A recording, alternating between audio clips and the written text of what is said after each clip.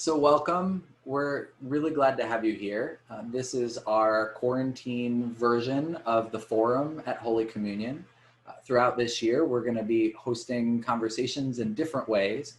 But to kick us off for this year, I'm really excited to have with us both Kelly Latimore, a local St. Louis iconographer, and the Reverend Mark Bozutti-Jones, who is a priest at Trinity Wall Street, who's done some work with Kelly, and we'll talk about that. But we're going to have a conversation about icons today, and particularly the icon that you can see here over my shoulder, Mama, which was recently blessed and became part of our permanent collection at Holy Communion. But that work was informed by earlier work that Kelly has done, and some of that work with Mark. And so we wanted to have a conversation about what this work means, what icons mean, and representation in art. So I wonder if I could start out, and I'll point the question first to Kelly, and then Mark, feel free to jump in, but what is an icon?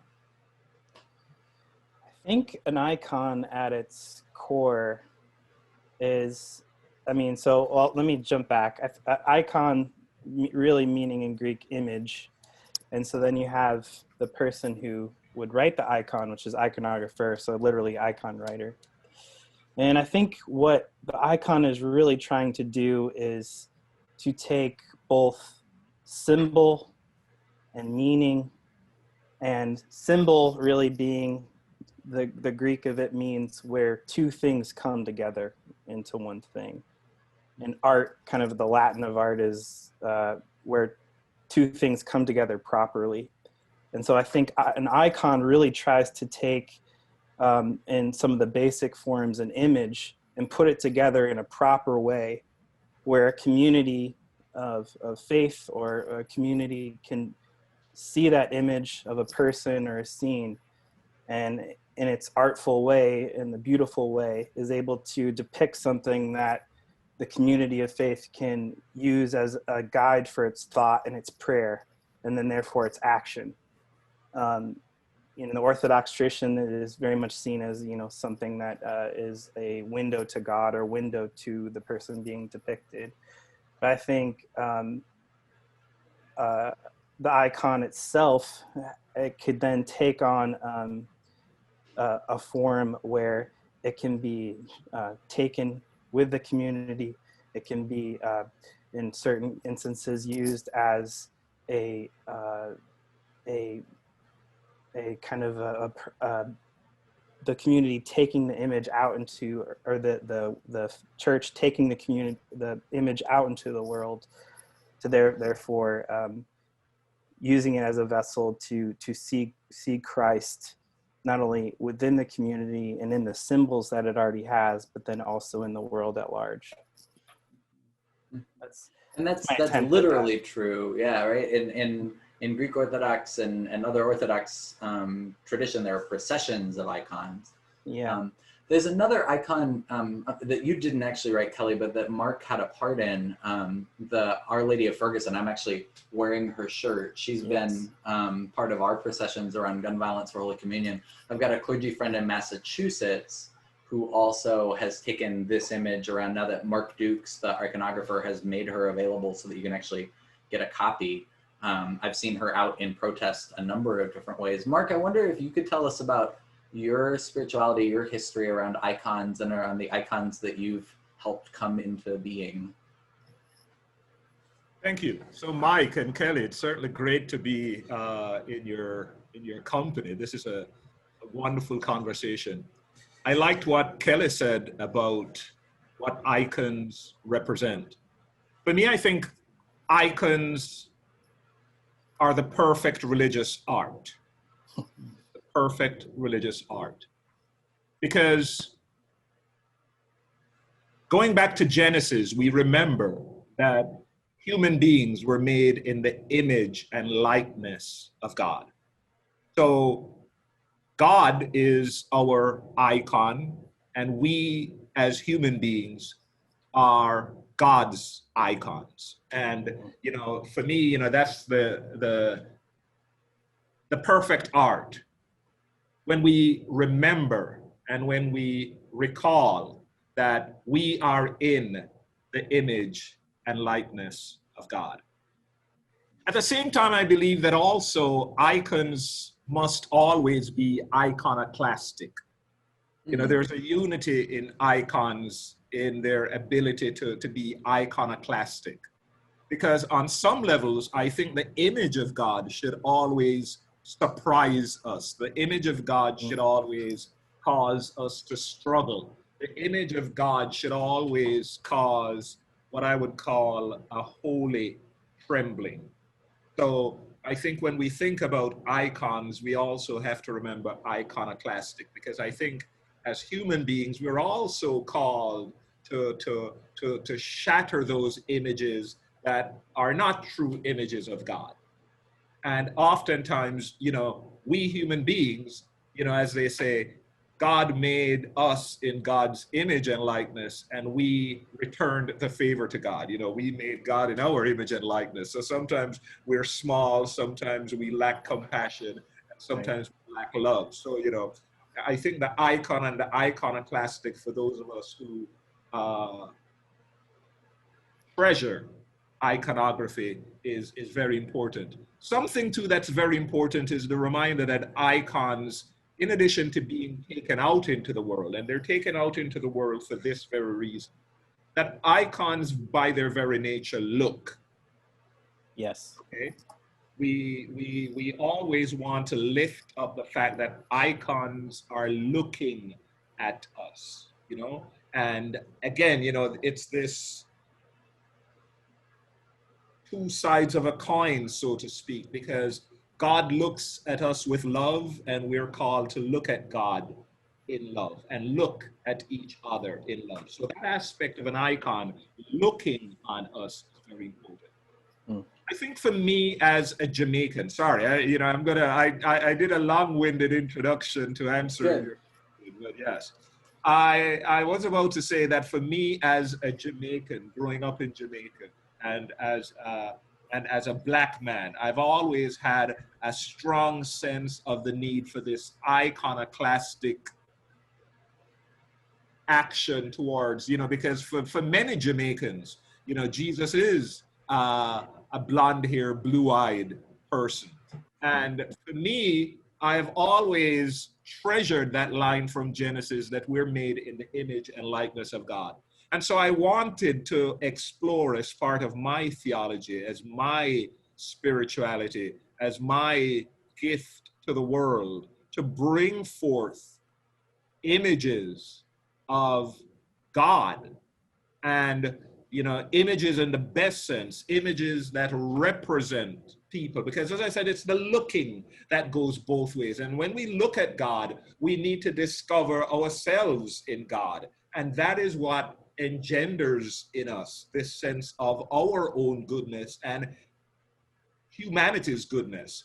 And so for me, you know, I've always sought to find ways to represent God and represent the Virgin Mary and represent the saints in blackness, you know, as a way of celebrating this blackness. I want to get into that a little. So we, as a congregation, have made it one of our priorities for the next several years. We're a congregation that is maybe one of the most diverse in the state of Missouri. We're a congregation that we were a white flight congregation out to the St. Louis suburbs in the 1930s, but then just 30 years later, they decided to be the first Episcopal church to integrate, including in the 1960s, they performed the first interracial marriage in Missouri. And so it's become a part of the identity of Holy Communion, and now we're pretty diverse, especially for an Episcopal church.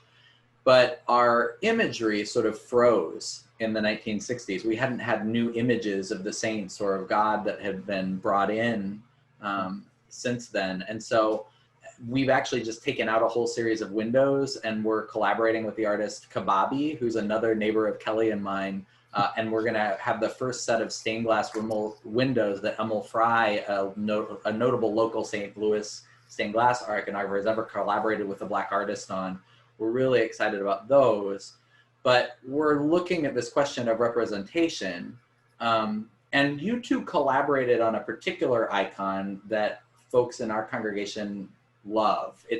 Could you talk a little bit about the Trinity and how your collaboration came into being? Mark, you want to start? It really started with you reaching out, so I'd like to hear.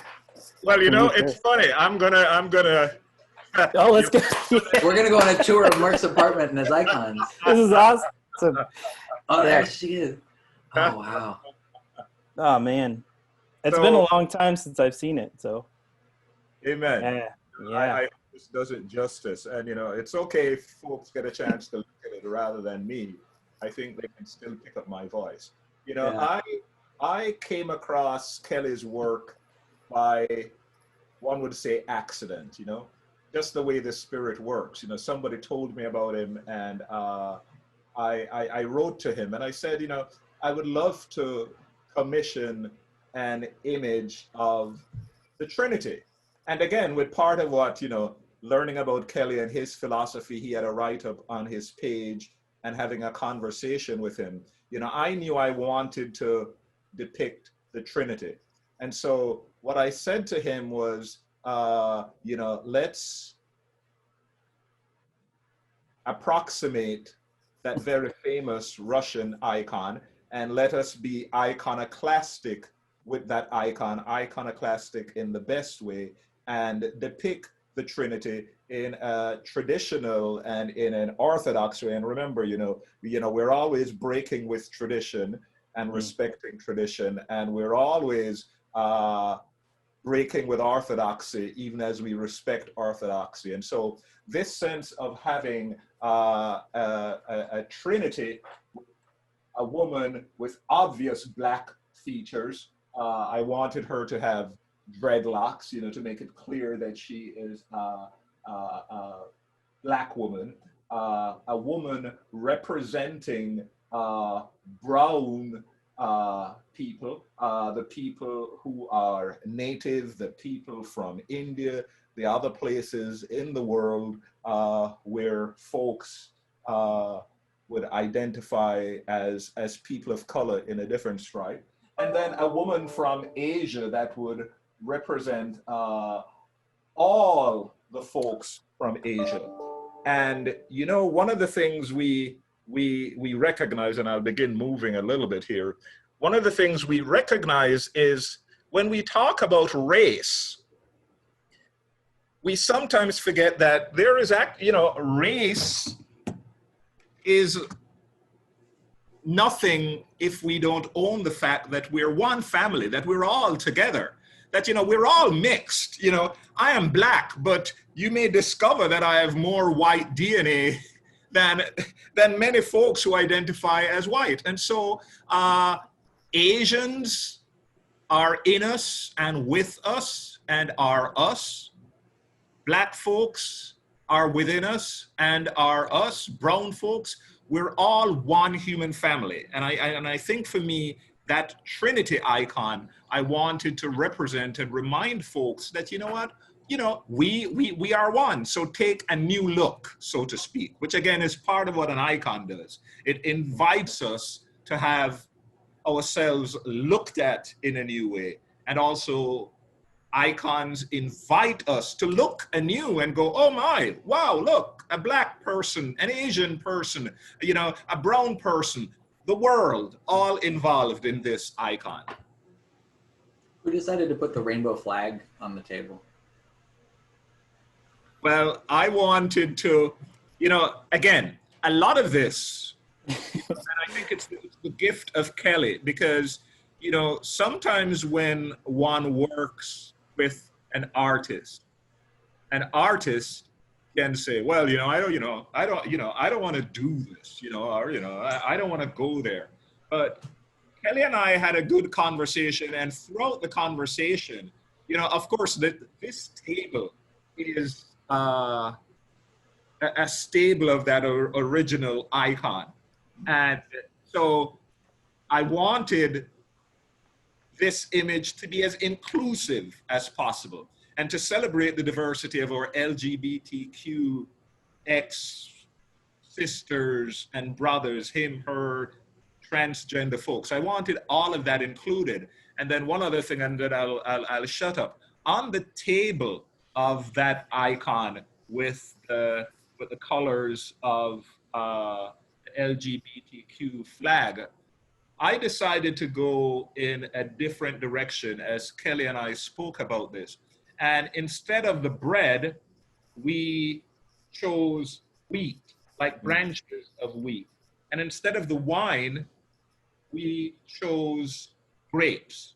And it was our way of saying that this icon is inviting all of us into the work of becoming God's image, you know. So there's work, you know, we got to make this bread and we got to make this wine, and it takes a lot of work. So, you know, that's certainly one of my memories of it. But Kelly, you might have a different experience of the conversation we had. No, I mean, everything you said, I mean, it's going right back to our original conversations. And I was floored because it was so invigorating to have someone collaborating a piece that really diving into the metaphor and that this idea, and Richard Rohr talks a lot about this, who I love, which is that we can only talk about God through metaphor. Right. It's always, you know, speaking of God is always a search for similes, analogies, you know, the theological language of it is just an approximation.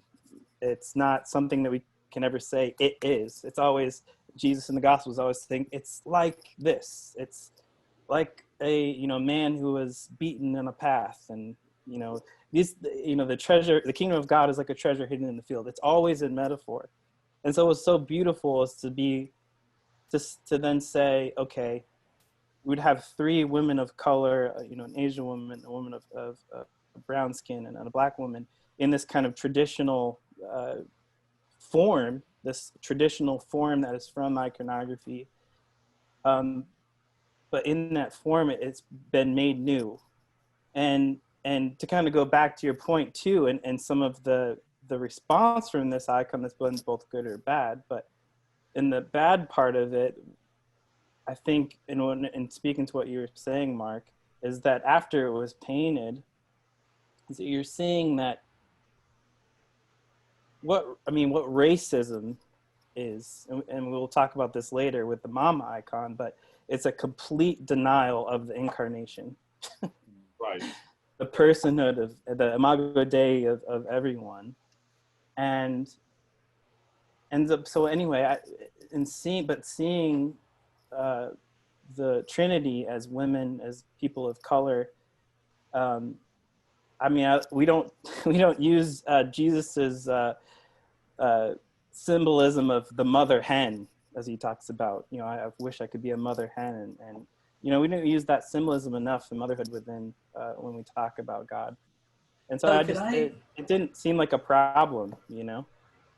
Could I ask you to talk a little bit about like your journey to icons as an art form, and maybe your spiritual journey a little bit, because I know a little bit about you because of the network that I discovered we shared that touches Greenville College and sort of a more evangelical world. But I wonder if you could talk a little bit about like your journey into and what brought you into iconography.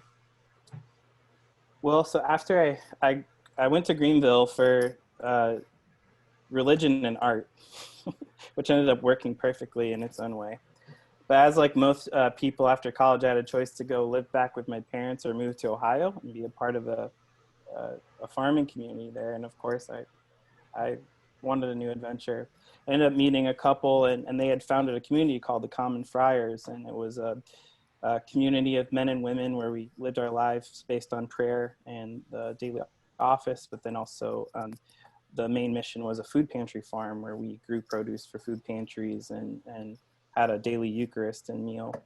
And while I was there, one of the community members, I've always painted and made art, and they suggested I try iconography. And so I combed over books, and as with iconography and all iconography, it starts with just tracing. You're tracing over the things that have come before, the images that had come before. And that lasted for a while. And then I started, tried to do my first icon based on a lot of our shared experience, which is called Christ Consider the Lilies. And it was based off of being farmers and constantly around the land. My friend, Paul, one day would say, said to us, you know, what does it mean in Jesus' words to consider the lilies of the field and to be present to the earth in a way where we're caring for it rightly, and as we're also trying to take care of other people by feeding them food. And so I painted this image called Christ the Lilies. But what happened is it was interesting because it wasn't a great icon. Christ is almost looking at the lilies, kind of surprised that they're in his hand. It wasn't I was learning how to paint still, and I still am, but the community embraced it. And because it was an image that the base of it had come from our common experience and how we were looking at, how we were learning to look at the world as a community of faith, and not to be curved in on ourselves, not to say to turn it in on ourselves, but then as a way to guide us to then look out into the world and how to be present to the sacredness that was around us, not only in the land, but in the people. And so they put that image in our main prayer area. But that just having them embrace that, as even though it wasn't a great icon, that was 10 years ago now, and now I'm still, working on icons and trying to become a better painter and trying to look at the metaphors that are around us, that not only taking a deep dive in what's come before, but then to kind of carry that into this time, and those images and people and symbols and meaning, and trying to mesh them together in a way where it can yet again become images that guide us as communities to not only in our thought and prayer, but then in our action. And I think that's the most important part. There's an icon that it's the only icon I know of that I've really been moved by in recent, well, not the only, but one of a few icons that I've been moved by that neither one of you have had a hand in. There's a community, a trans and queer community in Poland that, talking about being iconoclastic, took over a sort of national image of the Madonna, an icon of the Madonna, and turned just her halo into a rainbow. So that became our Pride t-shirt last year, and we gave all of the donations that we received for our Pride t-shirts to this Polish organization that really is fighting for the lives of queer people in a pretty oppressive governmental regime. But I wonder about that, you know, like Kelly, sort of from the get-go, you've approached this iconography of iconoclasm a little bit. Mark, could you say a word about Our Lady of Ferguson, who's on my t-shirt, that you worked on with Mark Dukes, and how that came about? I've always had a strong devotion to Mary, and I wanted an icon of the Blessed Mother. And so, you know, I called up Mark again and told him that I wanted an icon that would represent the Blessed Virgin Mary as a Black woman, you know, that I wanted her to be, you know, Black in a way that could speak to not just Black people, but people of every race, you know. Sometimes it's hard to describe what we're trying to bring out as artists. I'm not an artist, but I know that, you know, there's a way in which we can represent something, we can image something that will speak to the world. And then just around the time as Mark and I were in conversations, there were all these incidents of violence against Black people. There was the incident of Ferguson, and, you know, and as Mark and I, you know, was talking, you know, the idea came up in his head that, you know, the position in which we pray, we oftentimes forget, you know, that this orange position mirrors so much of what happens in the world, you know. And just at that time, there was that hands up, don't shoot. And so that was incorporated into the icon. And so it was called Our Lady Mother of Ferguson. And now Mark and I go back and forth because we kind of battle a little bit about that, because, you know, he wants to strictly call it Our Lady Mother of Ferguson. And for me, a preferred title is Our Lady Mother of Ferguson and all those killed by gun violence. You know, that sense of icons always need to be contemporary. And again, it's one of the things that I love about Kelly Latimore in the way, you know, he brings in, you know, Mary Oliver, you know, Dorothy Day, and John Lewis, the way he contemporizes the sense of the sacred to us. Because again, you know, icons, again, by looking at us, is always a present action. And so icons, I believe, must speak to the contemporary experience of spiritual people and must draw us into to facing the reality of times. Can I say something to that real quick, Yeah. Mike? Yeah. I'd love to tell you guys a story. And to that point, Mark, in 2008, I had the opportunity to go on a delegation to Israel and Palestine. And it was a delegation to kind of meet with people on both sides of the conflict and to really understand what was going on and bring that information back to our communities. But there's a woman in our church who, before I left, she asked me, she said, "Can you bring me a rock back from Palestine?" And I said, "Sure."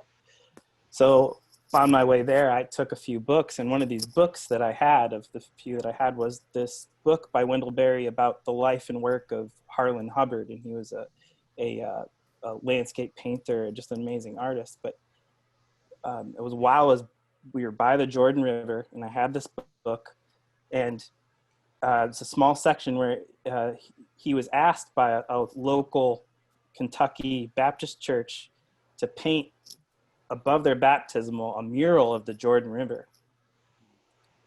And he punked them, and instead of painting a mural of the Jordan River, he painted their own Ohio River. And I thought it was incredible. And it was like instantaneous. I was like, I can't take a rock from this place. Mm. And I think it all clicked. It was a huge kind of catalyst moment for me as an artist, but also as a person, where for me, that I couldn't bring a rock back, because for this woman, the reason she wanted it was because she wanted to be the closest she possibly could to Jesus. But the thing is that for her, if she could see the world like Harlan did, whereas he was telling that congregation, you want to find a holy river? The Ohio River is your holy river. This is your holy river. If you're looking for a sacred rock, go look in your own backyard. If you're looking for Christ, go walk around your neighborhood and you'll find him. And I think that the sacred art that will make an impact today is going to say exactly that. And I hope that's the work that I can do. But I know people like Mark Dukes are doing it, and like the work that you're commissioning, Mark Bozutti-Jones, and other people are doing it. I think that's going to make the impact to wake us up to see the sacredness within people and around us. Mark, you've got this gorgeous icon behind you. You said from Brazil. I'd love for you to tell us a little bit about her. So again, you know, piggybacking on what Kelly talked about, the contemporary experience of icons and iconography. This icon from Brazil is, you know, also another Black Madonna. I wanted her to be as representative of the ordinary Brazilian woman as possible. You know, again, I'm saying that, and I'm not even quite sure what I mean by that, because at the same time, you know, it's the questions that we should always have around our images. At the same time, you know, for those who know a little bit about the Brazilian culture, there's, you know, a strong Roman Catholic presence, and it's Our Lady of Aparecida. So I wanted to use the images and the colors and that deep blue that you see and the yellow is iconoclastic approach to what the, Our Lady of Aparecida represents in the Brazilian church. But this icon positions the Blessed Mother in front of the huge favelas of Rio de Janeiro. And it is, again, an invitation. I'm playing on this image of see me and see my people, and let my people see you. And so she stands in front of the favelas and declares, that she is a part of them and that she's one of them, And again, it's that sense of how we are made in the image and likeness of God. And again, this icon standing there with openness is also a way of reminding us of how we need to to be compassionate with each other, to be gentle with each other, and to be open, and to look at each other. And again, that's the importance of looking. I think when we look at each other, we are immediately challenged to treat each other with more love and with more respect. So there's so much that we could talk about. I also wonder if what you all are talking about, and I say this in the Latin American sense of what it means as an American, you're talking about Brazil, but I wonder if this is also a particularly American way of thinking of iconography. And I would say that as a sense of in a gift as well. One of the first great American icons is the image of the Virgin of Guadalupe, who is so central to Mexican faith, particularly because she looks indigenous. And it was this idea that God could appear in the costume, in the coloring, in the people, and to the people in a way that was very American. And so to take iconography in this direction, I think, in this particular iconoclastic direction, I wonder if it's an American thing. I want to come back, though, to this question of the eyes, because Kelly, following you on Instagram, I know that the eyes of Mama didn't stay looking in the original direction. And I wonder if you could talk a little bit about your decisions around her eyes. Yeah. Well, to go back from the original question, I think what's really beautiful about iconography and what I've really appreciated the most about it is that it's a very communal art. And you're really taking on so much context from when people commission work from their communities and what they've experienced and the images they need at that time. But with Mama, Mama really came out of, just like all of us, the absolute brutal 8 minutes and 48 seconds of George Floyd dying. And my partner Evie and I were just completely chilled to the bone when, one of the last things he said was, Mama.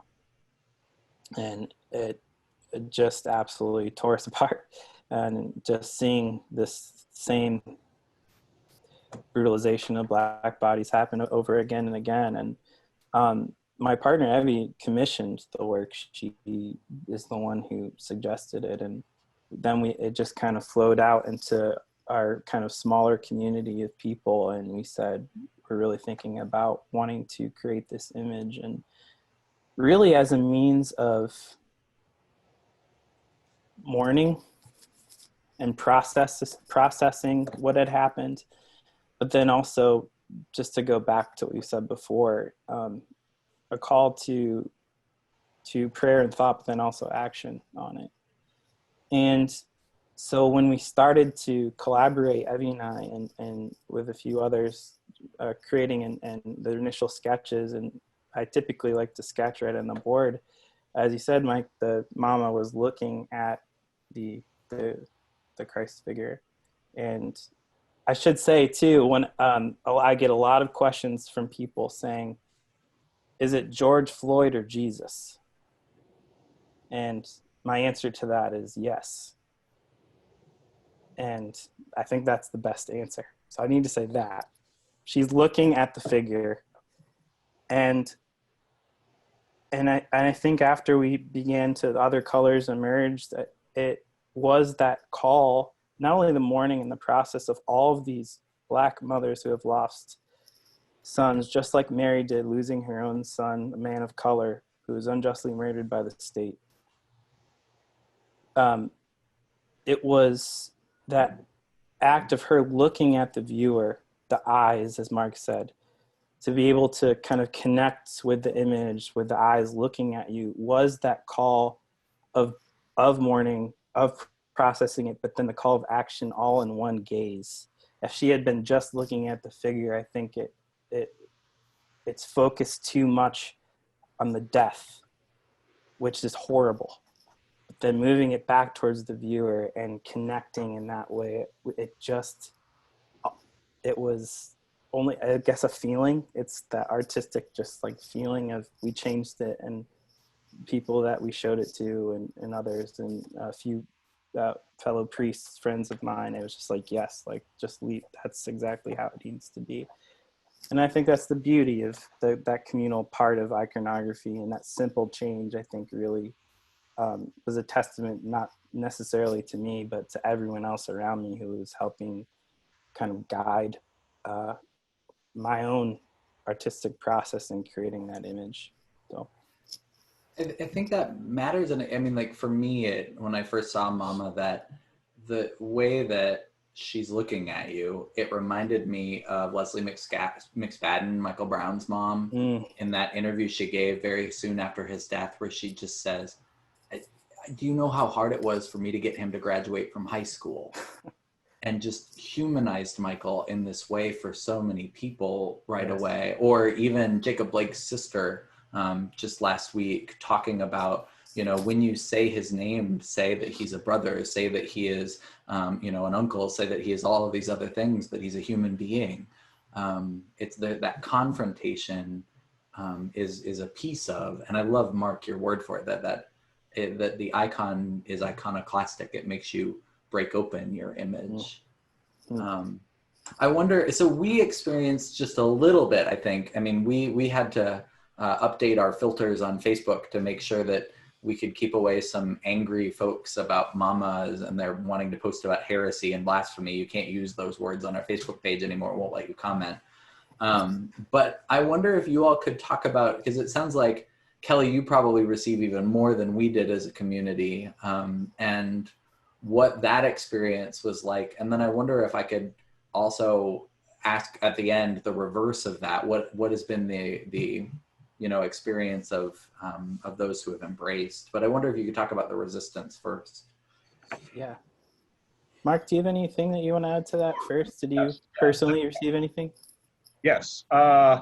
Yes, I've received many negative feedbacks, and I tend not to block them, actually, because, you know, it's like Jesus saying, blessed are you when people revile you and say all manner of evil against you falsely on my account. Rejoice and be exceedingly glad. There is something about the image of God that will always be resisted. There is something about the image of God that will always be crucified. You know, we have to remember, you know, I believe this honestly, that if Jesus Christ came today, he would also be crucified very shortly. And why is that? Because we continue to crucify each other, and we continue to be violent against each other. And so it should not surprise us that when we do good, we encounter a lot of pushback. You know, first of all, we find it in our own very selves. You know, I mean, that happens to me. You know, it's what Paul says. You know, when I want to do good, I end up doing evil, and when I'm trying to do this, you know, the opposite happens. And so, yes, there are many people, and you see this being played out in our political life today, and not just our political life or religious life, and in our emotional life. You know, there is a lot of resistance. There's a lot of pushback to what is different.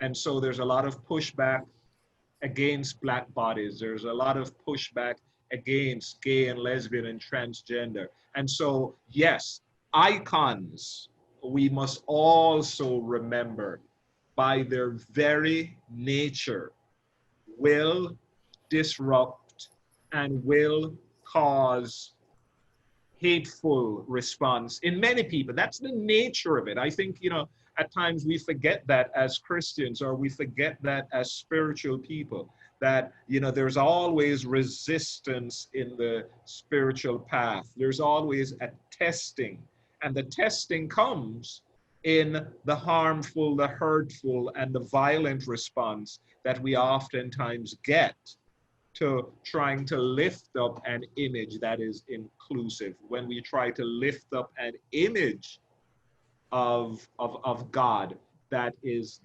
different and that is challenging, we're going to get a lot of pullback. And we're going to get people, if they could get their hands on it, that that they would break them or slash them or destroy them. And again, that is the nature of the spiritual life on some level, in terms of we will always get pushback. And I know it's hard for a writer of an icon or for an artist to have his or her work rejected or have people say bad things against it. But I really do come back to that thing that oftentimes, let's not forget that Paul was on his way to persecute the Christians when he got converted. And so the nature of the icon too is that it continuously holds out hope and possibilities that many of the people who reject it, and many of the people who just say horrendous things, you never know, one day this very icon might be an avenue of salvation for them. Kelly, you wanna? Yeah, thanks for saying that, Mark. Yes, I think Mark's exactly right. I think it goes all the way back even to the Gospels, where people were saying, how could the Messiah come from Nazareth? It started all the way back then, and it continues today. And I think what's been helpful is when one of my friends, a dear friend of mine, just said, you know what, the people who are resisting this images like the Trinity that Mark commissioned and Mama, is that they're really trying to protect God. But the thing is that God doesn't need protecting, and that if you can be pretty sure if that you're trying to protect God, you're protecting your own idol, which is the exact opposite of an icon. And where then religion is just worshiping itself. And so I think with Mama and the hate it's received, I mean, just like you said, Mark, you never know. Mark actually has another icon that was highly, I got a lot of literal or spiritual and literal death threats about, which was an icon called Refugees, La Sacred Familia, which was the sacred family. And Mark owns the original of that. And that all stemmed from me meeting a legal immigrant man who had crossed the desert and sitting across from him from a bonfire and hearing his story and hearing his experience of crossing the desert and what he saw and why he was there, his hope, his fears about his life. And it just something about it completely clicked to the exact anxiety and fear, but also hope that Mary, Joseph, and Jesus would have had fleeing to Egypt, 2,000 years ago. And so for the same thing, I think these people trying to protect God in their own form by resisting these icon images, I like Mark, I don't try to even protect myself. In the sense that I typically don't engage with these people, and but in that sense, I think both the hate, which is fear, and the people who really connect to these images, both of them are completely needed, and hopefully iconography cannot be something that's just church art in the sense that it's for itself, but maybe it can be something that, like, which all art can potentially do, which is create dialogue. And we have to kid ourselves if we think that our congregations and our parishes are places of complete harmony. There's people that just disagree with each other, and even these images need to be there to help us really understand the otherness in our own congregations, the otherness maybe even in ourselves. And so by seeing Jesus as a Black man, as an immigrant, as a homeless person, as the little ones, the least of these, that really has something to teach us about who God is, who our neighbors are, and who we are. And hopefully, these images can do that. And the people that reject them, again, it's goes back again to the seeds being cast. You never know how someone seeing these images might affect them, or seeing the image that Mark Dukes did of Our Lady of Ferguson. This could really affect someone when they see it, and you just don't know. But that's the gift of art. It becomes something after the artist lets it into the world, and the viewer, there's the power of it. It becomes hopefully something that a gift that you wouldn't have even dreamed of, and communities and people can kind of take it and use it as a way to empower themselves and to reinvigorate the metaphors and language to then carry out into the world and be vessels against injustice and vessels of love and compassion and peace. So that is a wonderful place to sort of put a pause. I hope it's just a pause in our conversation.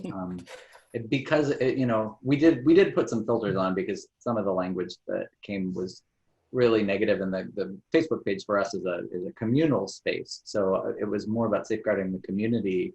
But the thing that really amazed me was once those negative comments started coming in, the community decided to rally around Mama. And it, people that I would have never expected from the congregation just talked about how this image, and we sort of lucked into Mama. Kelly and his partner commissioned it, and Kelly wrote Mama, and then he offered it up for a donation.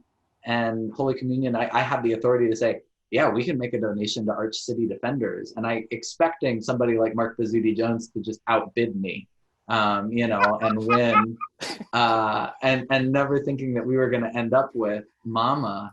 And then when Kelly wrote me on Instagram, I went, oh, we have to bring her home and bless her as fast as we can. And it's been interesting to watch how quickly, because we received that pushback, the congregation really rallied around this image and really said that this representation matters. We've been doing this work as a congregation to talk about why it matters, but people just really jumped in.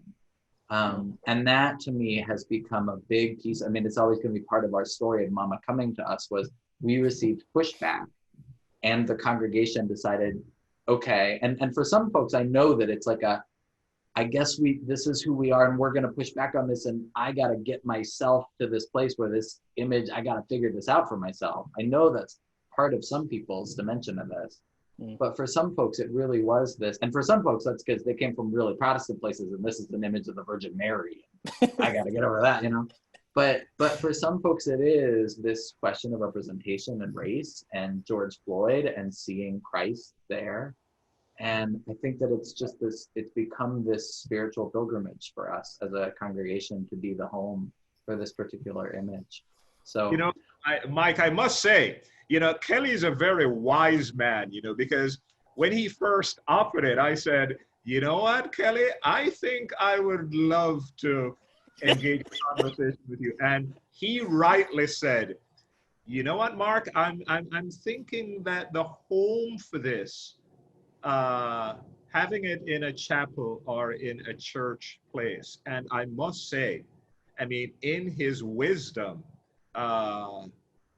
he rightly spoke about the rightful place of this particular icon. And as you know, that has led to this. So Mike, it also says a lot about you in terms of the connections that you make and the conversations that you help to create. So Mike, blessings upon you, and Kelly, blessings upon you. And this is exactly what it's about, engaging in this kind of conversation.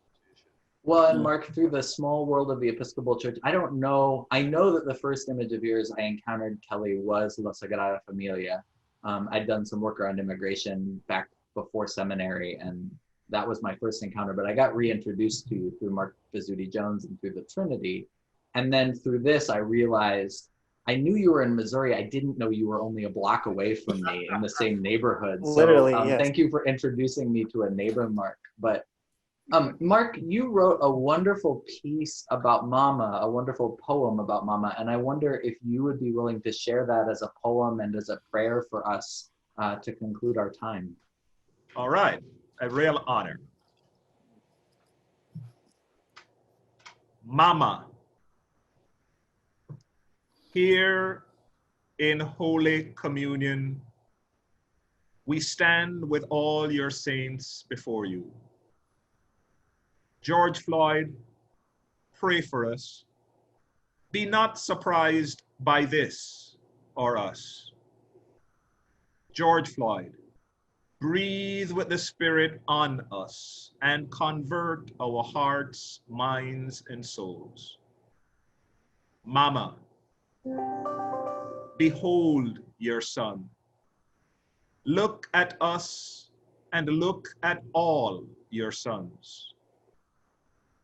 You, behold your mother. Look at her and all your mothers. See Jesus. See every human being holy, holy, holy. Look, let them see you holy, holy, holy. Which mother among you doesn't love your son, especially your prodigal sons? Holy Mary, Mother of God, pray for us sinners now and at the hour of our death. None of us want any of us or any part of us to die before the time like George, suffocating and deadly. 8:46, 8 minutes, 46 seconds, the pure disorder of it. Icons look on us, call us to look at the art of the world, the holy, one human family, our Creator God. This day, we need this icon to be with us in paradise, lost and found, to look at us and call us Mama. She says, Black Lives Matter. He breathes, Black Lives Matter. Everyday God, come see with us and breathe in us to respect the dignity of every human being. God, Mama, Mama, Mama, help us be this icon of your love, your justice, and your peace. Amen. Amen. Amen. Kelly, if people want to see your work, what's the best way to do so? On KellyLatimoreIcons.com. I'm also on Instagram and Facebook and Twitter and all that. But those are the probably best places to see it. And then obviously at Holy Communion, whenever all of this clears up with COVID, they can come and see Mama at your parish. And we are looking at a way to allow pilgrimages to the church starting in October. So stay tuned. That's for amazing. That. Yeah, and holycommunion.net is where you'll find us if you're encountering us randomly out there on the web. And Mark, is Trinity the best place to get in touch or to see you? That's where I go and look for your sermons, which I love listening to your preaching. Oh, you're very kind. So, but what's the best way for folks to find you? Well, that's a very good question. Yeah. I'll put it out there that you know, I'm going to put some links in the bottom. So I'll put Mark Bozutti-Jones, because I think Trinity does a really nice job on their website of your of putting your sermons out there. That's right. That's right. Well, gentlemen, it is an absolute privilege and pleasure to spend this hour with you talking about Mama and icons, and just thank you. And I as I was sitting here, I was going, these two should write a book together about this. I mean, oh my gosh, you should teach this. I mean, it's just a wonderful dialogue. So thank you. And thank you, Mike. This is a real honor, and blessings upon you, your prophetic ministry at Holy Communion. Thank you for this opportunity. And Kelly, thank you again, man. It's fun being on. Thank you. For work, and it's just wonderful. Yeah, thank you, Mike. Thank you, Mike. Yes, thank you so much. This is wonderful. Wonderful. Thank you both very, very much. All right. God bless. Blessings. God bless. Bye-bye.